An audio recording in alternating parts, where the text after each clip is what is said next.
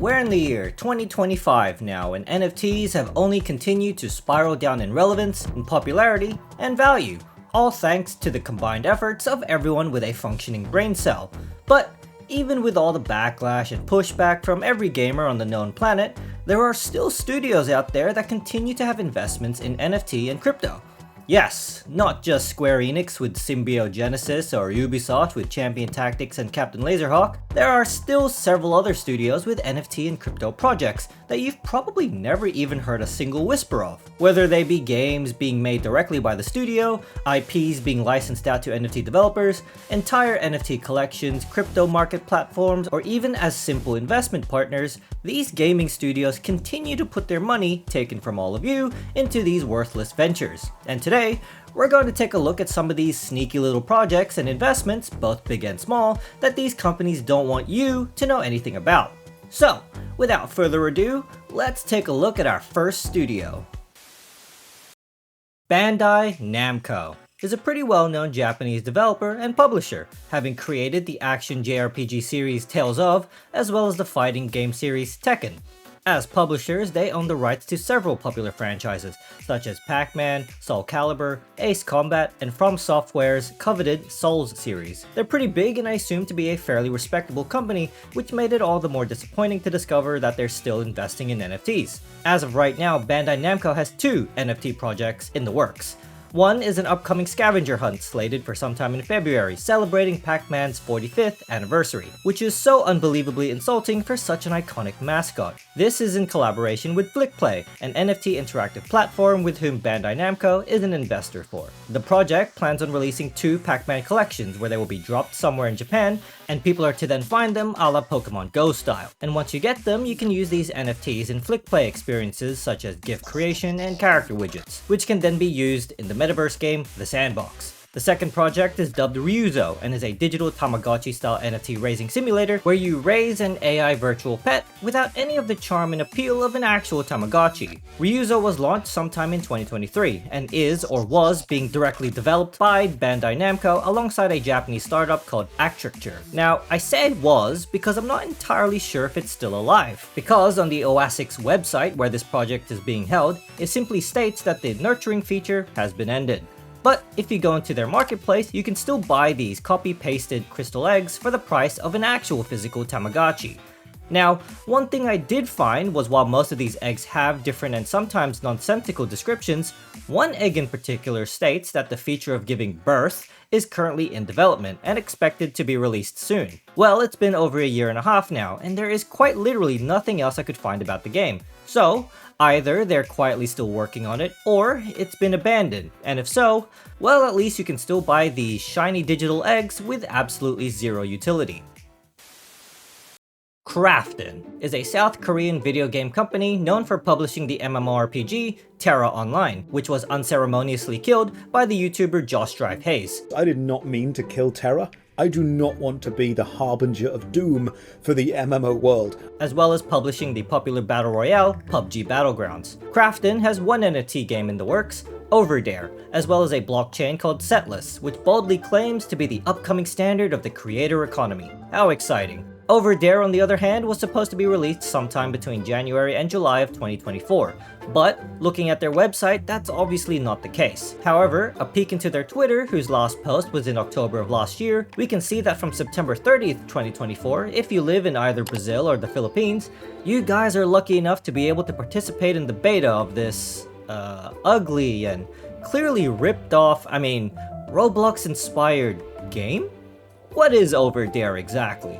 Well, Overdare plans on being a creation platform much like Roblox, where NFT bros can create anything their silly little JPEG monkey brains can imagine. And if there's anything that the NFT gaming scene does not have enough of, it's platforms where the users have to do all the creating. Because, as we all know, if there is one thing NFT bros are absolutely known for, it's their penchant for creativity. Just kidding, this game platform thing will offer generative AI technology. You won't even need to have creativity. And the cherry on top is that it'll be built on the Unreal Engine 5. So soon, you too will be able to create the AI-generated motion blur mess that you've always dreamed of. Zynga. Well, not quite.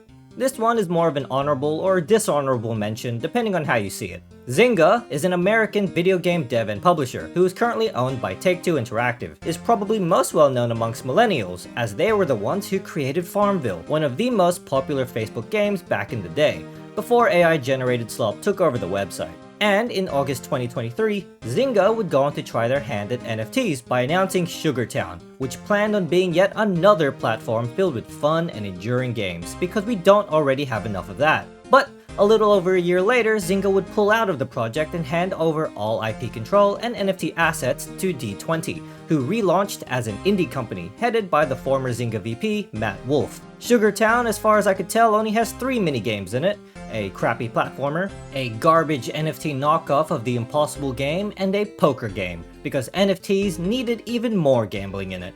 Gambling on gambling, it's gambleception. None of this matters though, since to access the platform you need to get an Aura NFT, which you can buy for the low price of $400. Kindly piss off, D20. Anyways, with all that said, it doesn't seem Zynga, and possibly by extension Take-Two Interactive, are interested in NFTs any longer. Although I could be wrong and they maybe have other plans. But I thought I'd include this in just in case something does happen with Take-Two or Zynga. Nexon, a South Korean video game publisher and developer, most well known for their publishing of the MMORPGs Mabinogi, Tree of Savior, Maple Story, and more recently First Descendant. For my gacha enthusiasts out there, Nexon is also responsible for developing Blue Archive, whose OST is absolutely goated. Circling back around to MapleStory though, Nexon's foray into NFTs is in the MapleStory universe, with a blockchain subsidiary of Nexon called NextSpace creating a proprietary token, NXPC, for their NFT game, aptly named MapleStory Universe. Currently, MSU is in its infancy or genesis phase, which is basically used to describe the stage where the only thing available are the NFTs, and that you should totally buy in the hopes that utility for them eventually get added in, which they probably won't. In this case, you can turn your name into an NFT. Ooh, fancy. But don't worry though, when the game comes out, MapleStory Universe will quote-unquote introduce a novel concept where all in-game items are NFTs. Which is the complete opposite of a novel concept, since quite literally every NFT game does this. That's their whole entire shtick. Anyways, MapleStory Universe is yet another platform where there will be a collection of experiences that users themselves will have to create to make a world where people can use their NFTs to do stuff. Or you can, I don't know, just play MapleStory, a world that already has a collection of things to do, an active community, and functioning gameplay. But that's none of my business. Any MapleStory fans out there, I truly hope this doesn't get integrated into the MMO itself, but I will be praying for all of you. Netmarble, another South Korean game developer and publisher, most infamously known for their exceedingly greedy gacha games using popular existing IPs such as 7 Deadly Sins Grand Cross, Tower of God New World, Solo Leveling Arise, and most disappointingly of all, Ni no Kuni Crossworlds, a fantastic IP that was bastardized into a gacha with NFTs. That's right, this was their first foray into NFTs, and although the game was released in 2022, it's still up and running. Although, according to some players, the NFT and crypto died out early on due to bots exploiting the ever-living hell out of it. Who would have guessed? But still remains a pay-to-win piece of garbage. I couldn't find anything else on the NFT side of things of Ni no Kuni Crossworlds, but they did have some collaboration with Kunya, an NFT game that was part of the Marble X ecosystem, which has now been integrated directly into Crossworlds. So, NFTs are still in the game.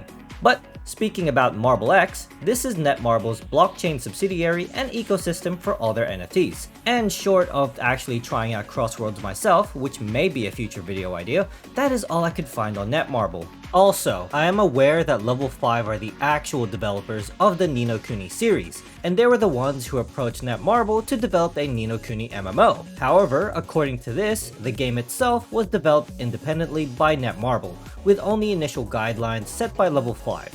So I'm not too sure if Level 5 is even aware of NFTs, but this is why I put it in with Netmarble and not a separate section for Level 5. If Level 5 does have NFT projects though, let me know. Netmarble stained an otherwise beautiful IP series with NFTs, and for that, fuck you. Sega, another prolific Japanese video game company with Sonic the Hedgehog as their iconic mascot. Sega owns multiple well-known franchises, including Atlus's Shin Megami Tensei and Persona series, Creative Assembly's Total War series, and Ryuga Gotoku's Like a Dragon series, or better known in the West as Yakuza. Now, this might come as a shock to some of you because sometime in the middle of 2023, Sega confirmed that it would be stopping most if not all NFT endeavors, with Sega's COO, Shuji Utsumi, commenting that the action in play-to-earn games is boring. What's the point if games are no fun? Well, fast forward to the end of 2024 and we see that their officially licensed blockchain game, Kai Sangokushi Taisen Battle of Three Kingdoms, is still in full development. Of course, this isn't being directly made by Sega, but it does seem they still have a vested interest in NFTs and blockchain. There isn't much info on the game itself, although looking at the card presentation alone, it just looks like one of the many hundreds of other generic anime mobile card games. In fact, it might even be worse than that since the genre of the game is strategic auto battle. Yes, what is the point if games are no fun indeed? Sulake, a Finnish video game company that you've probably never heard of. However, once again for my millennial and older fans out there, you might recognize their game, as these guys are the developers of Habbo Hotel, one of the original metaverses, a social MMO with a history of getting raided by Anonymous and 4chan. It's what NFT metaverses wishes they could be. But as you might have guessed, due to it being in the video, Sulake decided, well, why don't we become an NFT metaverse, and introduced NFTs into Habbo Hotel. Yes, you can buy characters and items from Habbo Hotel with real money as NFTs, so you can then use them in their upcoming Web3 game, Habbo X, where you can buy an NFT room and do basically what you would do in the original game. Habbo X hasn't fully released yet, but I have a pretty crazy suggestion. Instead of waiting for Habbo X to release, you could, I don't know, just play Habbo Hotel. Hell, there's actually two versions of Habbo Hotel you could be playing right now. They pulled a Runescape and made old school Habbo Hotel from the 2005 backup and modern Habbo Hotel. So what is even the point of Habbo X? Whatever, let's just move on.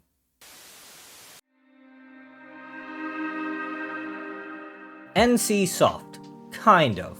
This is another honorable/dishonorable mention. NC Soft is another South Korean video game dev and publisher, most well known for their focus on MMORPGs, developing Lineage, Ion, Wildstar Rest in Peace, and Blade and Soul, while as publishers most notably Guild Wars 1 and 2. And they had originally some interest in NFTs, stating in 2022 that they would unveil a plethora of play-to-earn games as well as a crypto token of their own.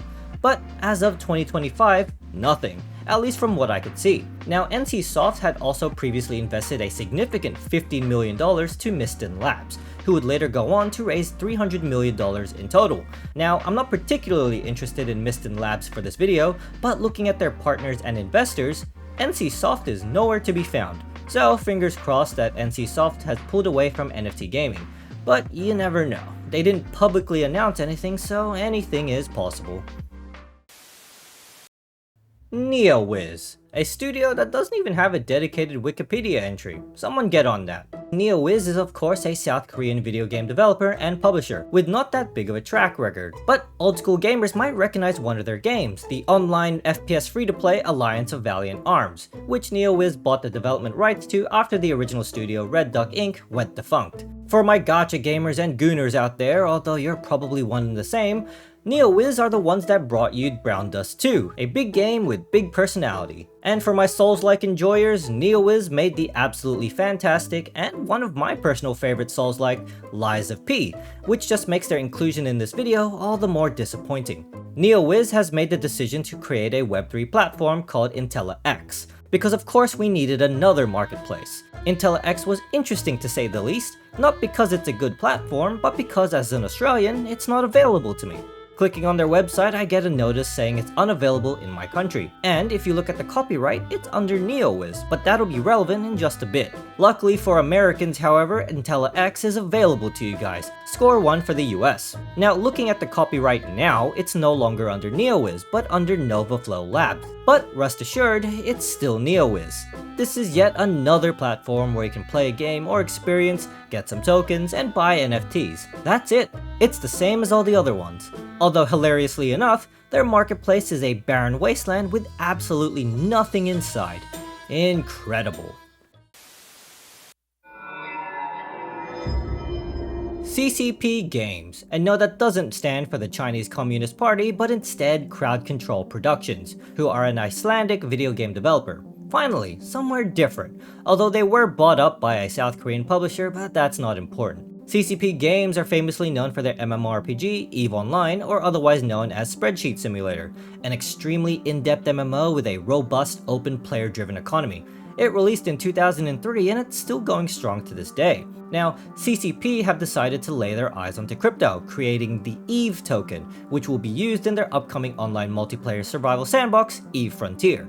According to their FAQs, the game entered closed alpha on the 10th of December 2024, so it's still a long ways away from an actual release. But in order to access this open alpha, you need to purchase one of 3 Founders Access packages. But this game will be free to play on release with an optional paid subscription.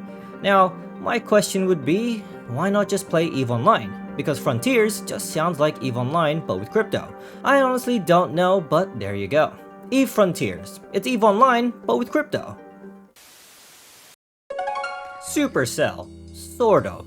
I'm adding this in here only because it's a bit more recent. But Supercell is a Finnish mobile gaming company and most commonly known for their extremely profitable mobile games, Clash of Clans and Clash Royale. Now rest assured to any fans of the mobile games that Supercell themselves don't actually have any NFTs or Web3 platforms. Instead, I just wanted to mention that in early 2024, Supercell had invested some money on a crypto gaming startup. If we look at their investment page, we can see a wide range of companies, mainly in mobile gaming. Of note is Bitmagic, who aims to use generative AI to create worlds, 2Up Games, who also aims to use generative AI for their art-focused game, and Games for a Living, who are the aforementioned NFT startup. They have your generic NFT games, a token, a marketplace, yeah, typical NFT dev stuff.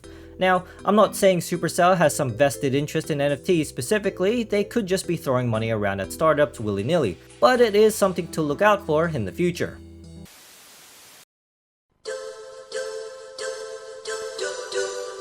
Konami, a Japanese company that owns some pretty big name franchises such as Metal Gear, Silent Hill, Castlevania, Contra, and Yu-Gi-Oh! They had their fair share of controversy in regards to Kojima Productions in the Metal Gear series, as well as poor treatment of employees. So for a while they were pretty much the bogeyman of the gaming industry, releasing insulting titles like Metal Gear Survive. Metal Gear Survive is a 2!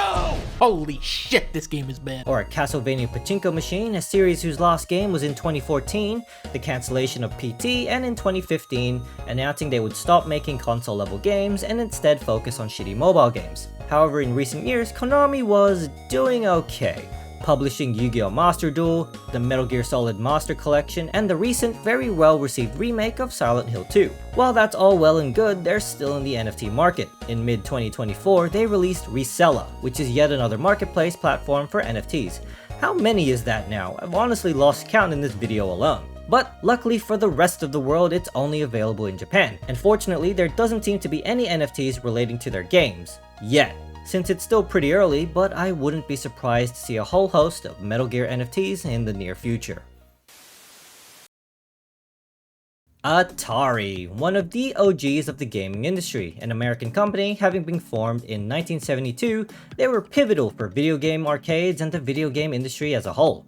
Atari generally focuses and are commonly known for their retro games, most notably Pong, Asteroids, and probably most infamously E.T., and in more recent years decided to jump towards NFTs with an entire NFT collection, as well as a Web3 initiative known as Atari X, which released in May of 2022. The fundamental goal of Atari X is to create a robust blockchain ecosystem that seamlessly integrates community, gaming, and utility, and I wouldn't be surprised if that was just a copy-paste description, since every Web3 platform claims the exact same thing. Atari X, or the Atari Club, seems to just be another hub where you can play crappy NFT-based minigames, needlessly vote on stuff, and get achievements. For a Web3 initiative, it's pretty bad. I honestly don't even know if it's still getting updated. Their NFT collection, on the other hand, comprises entirely of slightly animated box art of their retro games. So if you wanted to drop hundreds of dollars for just the digital versions of the box art without all the hassle of the physical, tangible item, here's your chance.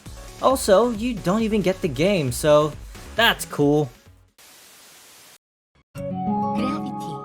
Gravity.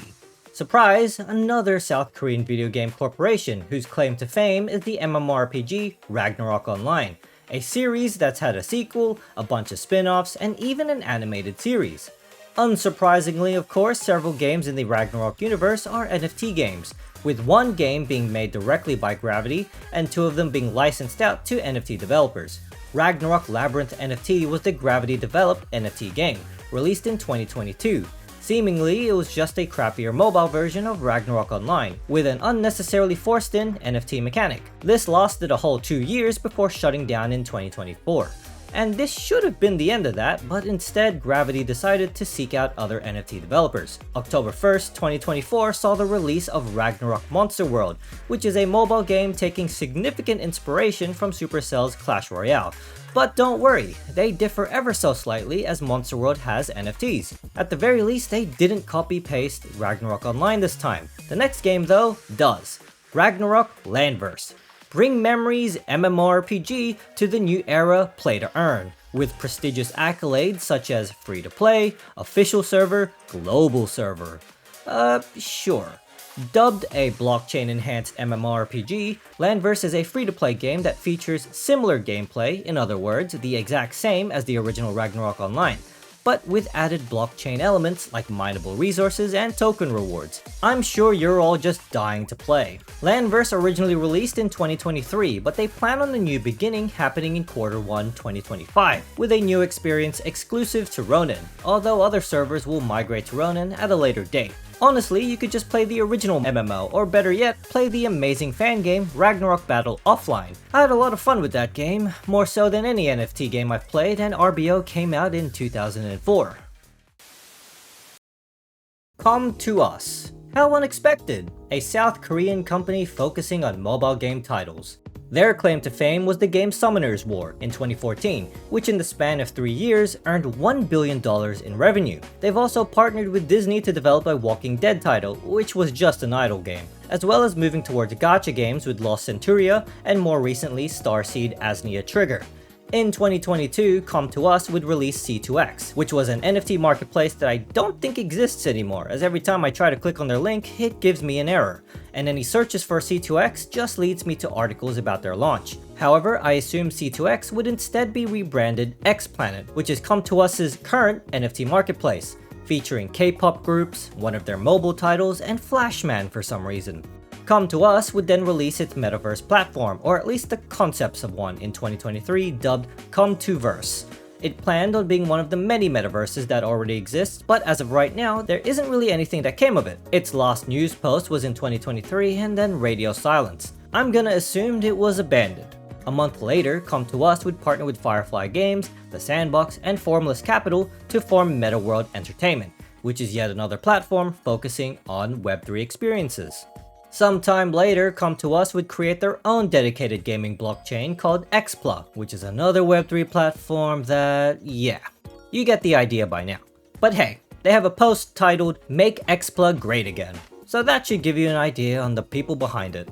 Hopefully I've covered most of their stuff, since this one was by far the most confusing, especially with Xpla. So many articles saying it was created by Come to Us, or it has a partnership with Come to Us, or that Come to Us was just an investor.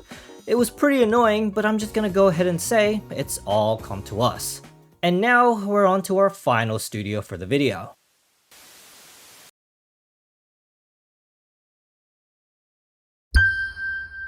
Sony. Yup, Sony. Now, I'm sure they don't need introduction, but Sony is a massive Japanese conglomerate, and of course one of the biggest gaming companies in the world, having created the PlayStation brand.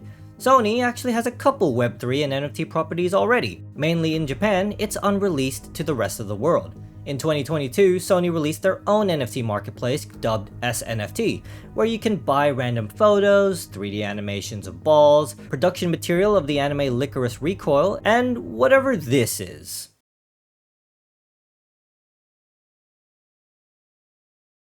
On July 1st, 2024, Sony revealed that they had already owned a crypto exchange. The year prior, in 2023, they bought a local crypto exchange, Amber Japan, which they rebranded as S-Blocks.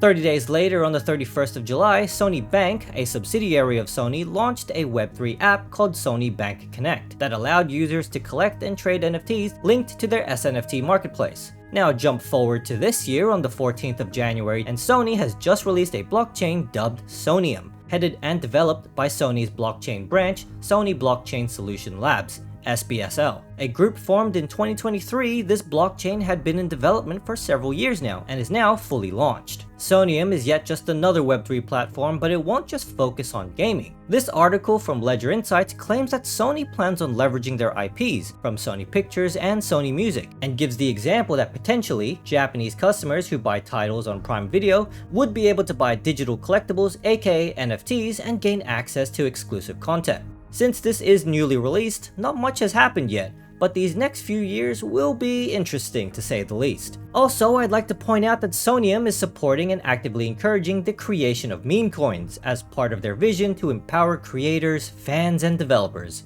You know, those coins that are mostly scams? Yeah, those ones. Real awesome platform you got there, Sony. So yeah, that's all of Sony's ventures for now, and to be honest with you, I didn't realize they had this much investment in NFTs before researching for this video. It's kinda depressing, but big companies will always happily invest in ways to try and fleece their consumer base. It's the one true fact of the universe. And that is all of the gaming companies that I could find that still have an interest in NFTs and crypto. There's way more than what I imagined going into this video, and honestly kinda sucks. I thought NFTs would have gone away by now, or at the very least relegated to only NFT developers. Seeing all these major gaming studios still pursuing NFTs is worrying to say the least. And hopefully nothing comes of it, or maybe this will be the year where they finally call it quits. I can't imagine NFTs getting more popular, but you never know. If you guys have any info on other major or well-known gaming companies that have hidden or secret NFT crypto projects, let me know. I want to believe there isn't any more than this, but that's what I thought halfway through making this video. And who knows, if there are more studios, I might just do a part 2 later down the line. Anyways, that's the end of the video, and I hope you enjoyed it, and I'll catch you on the next one. See ya!